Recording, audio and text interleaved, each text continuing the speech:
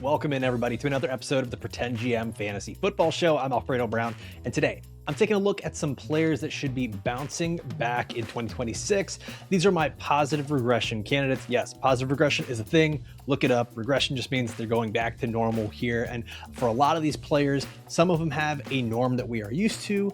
Others have a norm they probably should have hit with expected fantasy points, but for one reason or another, that didn't happen. And so what I want to do is look at players that underperformed, not due to their own injuries, but because the factors around them and what they could have been. Let's jump into this. Now, before I hop into these players here, I want to let you guys know that the Pretend GM Fantasy Football Draft Guide is available now. You can get that over on pretendgm.com. Just click the Guides button up in the top right corner of the website, and that'll take you to the draft guide. You'll be able to check that out because everything I'm talking about here today is in that guide. You can have this and so much more to crush your fantasy football drafts. Let's get started with the first player here. And the first guy I want to talk about is Jalen Hurts, quarterback for the Philadelphia Eagles.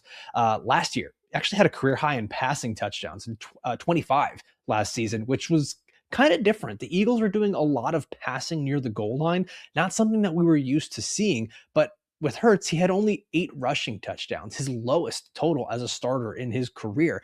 So let's see, if we can have an offense that's better with Sean Mannion taking over as the offensive coordinator, we could potentially still see the 25 passing touchdowns, which is not crazy for a quarterback to get, especially on a high-powered offense. But now imagine if he actually hits his career average of 13 rushing touchdowns per season. You take that, all of a sudden, we're looking at a guy who is the quarterback 2 in fantasy, potentially even quarterback 1. And right now you're able to draft him as the quarterback 6. I've got him as my quarterback 4 in my rankings. He's a round 5 pick in a lot of drafts that I have done and seen. Last year, if he would have hit those expected fantasy points, he's the quarterback 2. To be able to draft him where we're at and just kind of know that we have this floor with Jalen Hurts, I really like that. So Jalen Hurts is the first guy. All right, next guy I'm going to talk about here is another running quarterback, and it's Lamar Jackson for the Baltimore Ravens. Now, some of this stuff is just obvious, right? Like, we're only a few seasons removed from an MVP season. We're 1 season removed from him being the quarterback 1 overall in fantasy. And then last year, just kind of everything that could go wrong did go wrong for the Baltimore Ravens. It's a big reason John Harbaugh is not there anymore. But the offense just started to look static. On top of that, Lamar missed 4 games last year, so you didn't get the full effect of what he could have been. The total touchdowns for Lamar dropped dramatically from 2024 to 2025. He went from 45 touchdowns to 23 touchdowns. I'm talking about half. He's cut his total basically in half here, and I expect that to be a lot closer. Maybe not MVP numbers, but to be a lot closer to what we've seen in the past. You've got Declan Doyle coming in, taking over this offense. We're going to see a lot more pre-snap motion, a lot more creative use of the football and of the passing game. And honestly, we haven't quite seen that. We've seen a little bit of that with Todd Monken, but so much of it relied on these 2 tight end sets. And I don't want to say being gimmicky, but trying to tone down the offense as opposed to saying, hey, we've got all these receivers, let's spread the field out. When you have the speed that Lamar Jackson does and the offense is going to spread the field out a bit more and get the defense on their heels with all this pre-snap motion, it gets me pretty excited. Touchdown rate as well dropped from 8.6 to 6.9. And then we're not even going to talk about passing stuff anymore. Let's go to the rushing. Rushing attempts per game dropped from 8.2 to 5.1. Lamar Jackson with 3 more carries per game. Just imagine what he could be doing there. We're talking about potentially another 15, 20 yards on the ground. Could be another rushing touchdown mixed in there with those extra 3 carries per game. Not 3 on the season, 3 per game. So when that starts to add up, all of a sudden you're looking at a guy that could very easily be the quarterback 1 in fantasy. Right now in drafts, he's going 2 rounds after Josh Allen. I don't understand that discount, but I'll gladly take it if you can get that on Lamar Jackson. He's the quarterback 2 in my rankings. He's going in round 4. Josh Allen is going in round 2. I would much rather have Lamar Jackson a few rounds later than Josh Allen in round 2. All right, to the running backs here, I'm going back to the Philadelphia Eagles, and it's Saquon Barkley. I've talked a lot about him this offseason. In 2025, only 8 total touchdowns for Saquon, not just rushing. I'm talking 8 total touchdowns. His career average in total touchdowns, 13 in any season that he's had 14 plus games. So basically, if he's healthy, we're looking at not just double-digit touchdowns, but 13 touchdowns. That's big. That's a guy who's typically going to be in the top 3 overall running back range for fantasy. Last season, everything that could go wrong at the goal line did. The Eagles lost their starting center, they lost their starting guard, and then when they did play, they were still hurt. So there was a lot of these times where you just didn't have the same push that you used to have, pun intended, here with the Eagles. And Saquon Barkley converted just 1 of 14 goal line carries last year, a 7% conversion rate, which was absolutely terrible compared to the rest of his career and the rest of the NFL in general. Career average 34% conversion rate for him at the goal line. So to see that this has dropped into a fifth of what it normally is, yeah, it's just not typically what we see from Saquon Barkley. Now, you could argue on the other side that, listen, it's age. He's getting up there in age, or the Philadelphia Eagles just isn't as good as we thought they were in seasons past. I'm willing to bet on Saquon having at least one more year of good productivity here within this offense, and an offense that should be rejuvenated with Sean Mannion coming in and using some new concepts in here. Saquon's my running back 6 in my rankings. I am happy to take him at the back end of round 1. If he falls into round 2, I'm absolutely snagging him when I can. Next running back on here is going to be Ashton Jeanty for the Las Vegas Raiders. And I think there's a little confusion here where I'm not as high on Jeanty in my rankings as some other people, but I'm still high on Jeanty, if that makes sense. He's the running back 9 in my rankings, and I'm happy to take him early round 2. I've even seen him go at that 1-2 turn, and I'm okay with that as well. We're trying to remember here that this is going to be a big jump for Ashton Jeanty, who last season finished as the running back 17, despite being running back 8 in expected fantasy points. Now, it's because a lot of touchdowns just simply didn't happen, but there was a lot of passing usage for him as well. Now we get an offense that Brock Bowers returns. So we're kind of leveling off the scales here, where maybe he doesn't catch as many passes, but this offense could be in scoring position more. Right. And we're going to see how that works out for him. But just adding Klint Kubiak to this offense, knowing that Ashton Jeanty is going to get the volume that we want to see from a top tier fantasy running back, makes me feel good. Last season, he led the NFL with over 94% of his team's rushing attempts inside the 10-yard line. So we know that when they're getting near the goal line, he is going to be a guy that is getting the rock. And we could see double-digit touchdowns from him. We could see him catching a lot of passes. The problem is Las Vegas scored rushing touchdowns on just 20% of its offensive touchdowns last year. So they already weren't scoring a lot, but then they also weren't converting on a lot of those rushing touchdowns. So we can obviously see a big difference here with Klint Kubiak coming in, and I think we can get there. I have him as my running back 9 behind some more proven guys. I think the volume is great. I think the talent is great, but we've also got volume, talent, and better offensive situations for some of these other guys that I have ahead of him, like Saquon Barkley, like Chase Brown, and like the next running back that I'm going to talk about. Now, this next guy is Ken Walker, the 3rd running back for the Kansas City Chiefs. And I think for a lot of people, this might be too high for Ken Walker, but this is the kind of guy, the more and more I dig into this and the more I just sit with this and hearing everything that's coming out of camp, whether it's Patrick Mahomes' knee injury or Rashee Rice not looking like himself, or how much this offense is going to revolve around Ken Walker, it really gets me excited because we've seen what Andy Reid can do with a bell cow running back. And a lot of this information, if you have been following me throughout the offseason, you've heard it before, but I want to bring this back just one more time so that you guys can hear it and throw in a few other things in here as well. So Ken Walker, last season, career low 5 touchdowns in 2025, which is kind of nuts considering that this is the season most people are remembering because of everything he did in the playoffs, everything he did in the Super Bowl, and how good he was down the stretch for a team that was very good. We saw the preview. Essentially, we saw the movie trailer for what it could be if Ken Walker is in a good offense that is competing and he's getting touches, okay? Bell cow running backs in Andy Reid's offense have averaged 1,400 total yards and 9+ touchdowns per season. That's not top end. That is average. So imagine the top end for Ken Walker could be even higher. Now, the question here is, how good is the Chiefs offense going to be? It's nice that we can get Ken Walker getting a lot of work, but if the Chiefs offense isn't good, that could be kind of the fly in the ointment here. I'm still willing to bet that a Patrick Mahomes-led offense with Ken Walker, Travis Kelce, Rashee Rice, and all the other weapons that they have under Andy Reid can still be decent, at least better than they were last year. Last year, there was no running game for this Kansas City Chiefs team. But when we have seen Andy Reid use his bell cow running back, last time he did that, Kareem Hunt, 2018. That was Hunt's second year. The year ended early due to injury, but he was averaging around 21 opportunities per game. I've mentioned this before, but in the playoff run for Ken Walker and the Seahawks, he was averaging 22.5 opportunities per game. The whole offense was running through Ken Walker and JSN. Ken Walker was averaging 23.4 fantasy points per game during that playoff run. That would have been the running back number 1 overall by a full point. I really want to stress that because there is a ceiling. there's absolutely a massive ceiling here with Ken Walker where he could be the running back 1 overall over Gibbs, over Bijan, over Christian McCaffrey, Jonathan Taylor, all these guys, and it's there. And the thing is, you can get him in the second round. I love that price for him. I have him as my running back 8 ahead of Ashton Jeanty, and I wouldn't look at anyone weird for taking him at the round 1-2 turn. I think he should be right there in the mix with Jeanty and Hampton and Chase Brown and Saquon Barkley. This is where Ken Walker belongs, and this is the kind of pick that you make that wins you your fantasy league. All right, we're getting to the wide receivers now and some familiar names. First one here is going to be Justin Jefferson of the Minnesota Vikings. Only 2 touchdowns last season in 2025. A career average for him, 8 touchdowns per season. This is the guy who saw everything just kind of dwindle down to a quarter of what he normally does. And a lot of that was just because the offense was not good. There was no running game last year. There was just abysmal quarterback play, whether it was JJ McCarthy or anyone else coming in. The touchdowns and the production just simply wasn't there.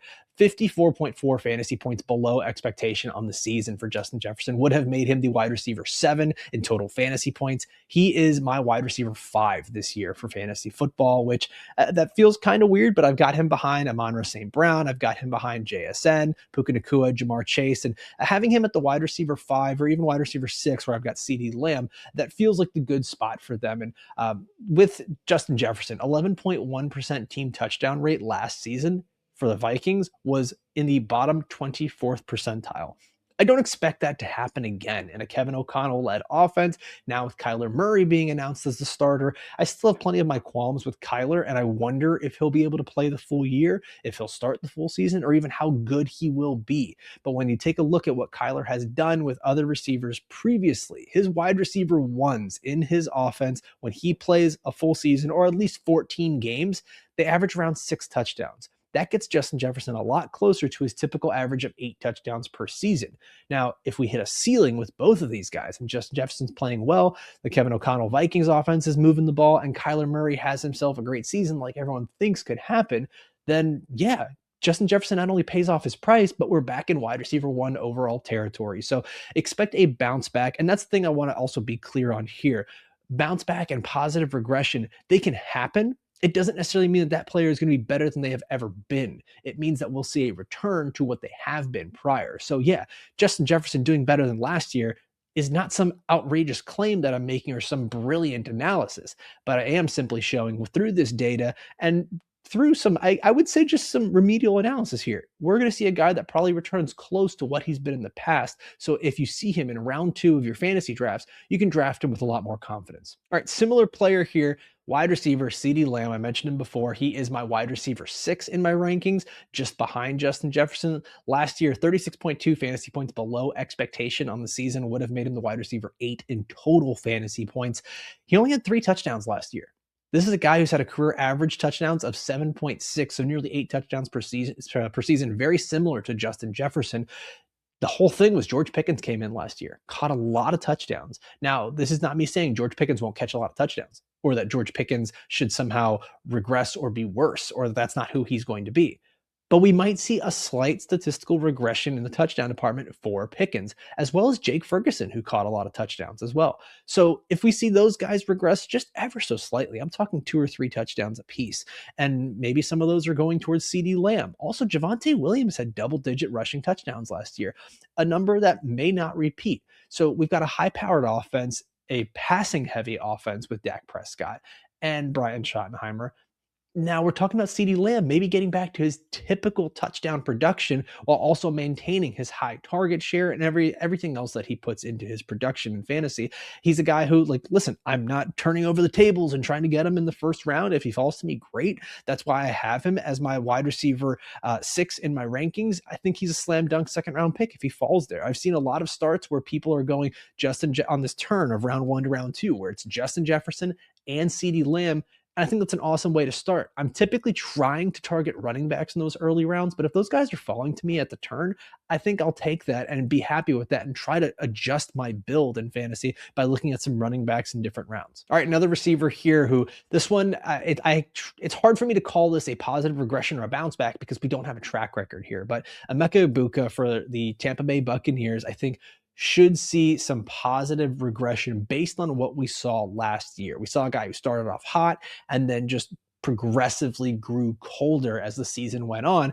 But a lot of that changed because of Mike Evans in and out of the lineup, Chris Godwin in and out of the lineup, rushing concerns where they could not run the ball, offensive line concerns where Baker Mayfield was getting beat up. And by the end of the season, we went from starting Baker Mayfield as an MVP candidate and Emeka Egbuka as rookie offensive player of the year.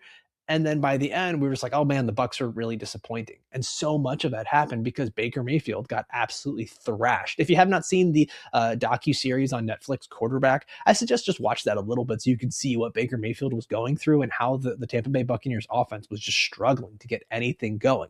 But back to Egbuka, he finished wide receiver 30 in fantasy points. Wide receiver 19, however, in expected fantasy points. Fun stat here, he also led the NFL in uncatchable air yards, essentially how many times or how far that ball traveled without it being even within the vicinity of Egbuka, but he was the player targeted. If we could start to see, which we likely will, I highly doubt he leads the NFL in this again, but if we start to see some of that regression the other way, where he's catching some of these passes, making some more bigger plays, and also getting some easier targets, we're talking about a guy who could see his fantasy points skyrocket. He had the second lowest end zone conversion rate among qualifying wide receivers. So yes, he was getting targeted, but the touchdowns weren't always happening. I expect that to happen again this year where he could still get those end zone targets, but we can probably see him converting a little bit better. Second lowest, maybe he stays there. Maybe he ends up being one of the worst at just converting red zone targets. But the talent to me speaks to a guy that can make these plays work. And I also think that the Bucs offense is going to have to get a little more creative with this. You've got Zach Robinson coming in, who's going to be taking over the offense. He was with the Atlanta Falcons last year. We saw how he was able to use Drake London near the goal line. I just finished charting Michael Penix, and a lot of what they were able to do with Drake London was instead of having him work on fades, which he can win that all the time, it was just let him find open space. Let him win on these curls. Let him win by just finding a spot. And those are called spot routes, and that's just where you get to the open area. They can do that with Emeka Egbuka in the end zone, and I think that would be a huge help for him. Baker Mayfield also, his passing touchdowns regressed massively from 41 touchdowns the year before to 26 last season. It all goes back to the injuries. Egbuka is going to be my wide receiver 15 in my rankings. I think he's a really solid round 3 pick. I know news came up about him tweaking his toe in practice. So far, it does seem like everything should be fine with Egbuka, so I'm not worried there, but that is something to be mindful of and keep track of as preseason goes on. All right, next wide receiver. This one is not going to be popular. But just hear me out. I think the price is worth the gamble here. It's Brian Thomas Jr., wide receiver for the Jacksonville Jaguars. He has been shunned, essentially. Like, he is Harry Potter #1 undesirable right now in fantasy football because of how many people he burned last year. So I get it if you don't want to hear this, but if you're intrigued by what he could be and what the Jaguars offense could be, stick around here. If not, just fast forward, a minute and you'll get to your next player here. But Parker Washington has been the guy that everyone is really excited about. And I think we can get some great value from Parker Washington, but it's very similar to the Bears situation. I don't think to love one receiver, we have to hate another. And that's too often what we do. We say, well, this quarterback can't support more than one wide receiver. Actually, they can. It happens all the time. Sometimes they support 2 and 3 wide receivers and a tight end and a running back. And that's just called a good offense. If we expect the Jacksonville Jaguars to be a good offense, or that Trevor Lawrence has turned a corner, then yeah, we should expect that multiple wide receivers can be sustained in this offense. Brian Thomas Jr. last year finished as the wide receiver 47 in fantasy points per game, a massive bust based on where you drafted him. But now his ADP is a lot closer to last year's bad finish and where he's being ranked. 28.9 fantasy points below expectation would have made him the wide receiver 30 in points per game. Being wide receiver 30 in points per game is not some sort of accomplishment, especially from where he was being drafted. But that's a lot closer to where he's being ranked and drafted this year. Thomas only had 2 touchdowns on 91 targets. That's an incredibly low touchdown rate for a guy who has made his living off of scoring touchdowns, and especially on big plays, deep plays, winning fades. A lot of what happened last year was he had a wrist injury, an ankle injury, shoulder injury. He was hurt all over, and you could see that in the way he was playing. He couldn't reach out for the ball all the time. He would drop easy passes because he couldn't get the grip on it. And honestly, he played scared. Like, he just really did. And a lot of that came down to injury. Could he get injured again and have a similar problem? Absolutely. I'm not saying that is impossible, but I'm saying that this is a guy that we could see regression go in the positive direction for him, especially where he's being drafted. Right now, he's my wide receiver 32 in my rankings, so I'm not pounding the table for him, but he's a round 6 or round 7 pick in certain drafts. And I think that if your league really hates what he did last year, you might even see him fall as low as round 8 because there's so much hype around Parker Washington and other young wide receivers where people are probably going to push BTJ down. I'm okay with taking him in around 6 or 7. Don't do the thing. I'm really upset at myself. Yeah, 6, 7. I hate what I just did there. But I'm okay taking him at that spot because if he doesn't meet expectations, that's fine. No one ever loses their fantasy football league because of their round 6 or 7 pick. The guys who make you lose your league is your round 1 or 2 pick that end up busting the way Thomas did last year. So if you can mentally get over that hurdle and see that this is a guy that could return excellent value at where he's being drafted, all of a sudden he goes from a major league loser last year to a league winner this year. All right, final guy I'm going to talk about here is Tyler Warren, tight end for the Indianapolis Colts. And just like Egbuka, it's tough to talk about regression to the mean when we're talking about rookies because we don't have a long-standing track record of what they've done in the NFL. However, Tyler Warren's data from last year shows a guy who not only A, led his team in targets, but B, was the whole game plan of the offense. And that's what the reports are coming out now out of training camp, is that everything is running through Tyler Warren in the passing game. A lot of that has to do with Alec Pierce not being there right now. He's still recovering from his ankle injury. He had a cleanup surgery. He had another injection of PRP, platelet-rich plasma, which, listen, I'm not a doctor, but I think at a certain point, you have to start getting worried that he may not start the season. We haven't seen him practice, and we haven't seen a guy that is looking healthy. That worries me. I wasn't really in on Alec Pierce this season anyways, but the other guys, Tyler Warren and Josh Downs, this has me very excited for them. Going back, Tyler Warren finished tight end 11 in fantasy points last season, but he finished as tight end 4 in expected fantasy points. Now, tight end 4 in red zone targets as well, tight end 2 in targets inside the 10-yard line. So when they got close, they were looking to Tyler Warren. Last season, Jonathan Taylor was the number 1 running back in terms of fantasy points scored from the 1-yard line. He actually doubled his typical career total with over 40 fantasy points from the 1-yard line. A lot of that is luck. It's happenstance. It's the Colts being at the 1-yard line and saying, okay, let's just run it with Jonathan Taylor.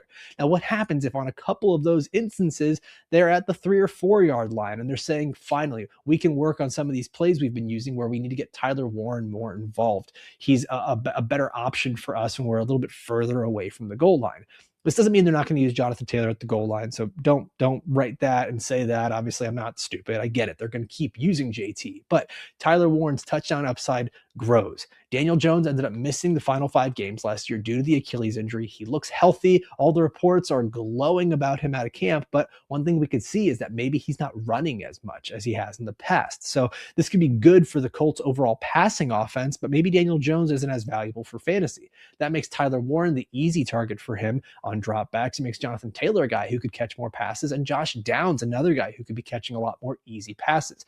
A big thing to remember here, Michael Pittman's no longer on the team. He was the team's touchdown leader last year. Now he's in Pittsburgh. So we're talking about a potential new touchdown leader in Tyler Warren, target leader, which he was last year, Tyler Warren for the Colts. And he's tight end 4 in my rankings right now. I think he's a great value in round 4 or 5. I don't think he should be going too far behind Colston Loveland. I think the Bears offense is a little more exciting and the target volume there could be a little more exciting. But I do think that going 1 round after Loveland makes a lot of sense for Warren. So if he does fall to round 5, I think he's an auto draft for me if he ever falls into that range. That's going to be it for me today. I want to thank you guys so much for watching or listening all the way through. I'll see you next time. Adios.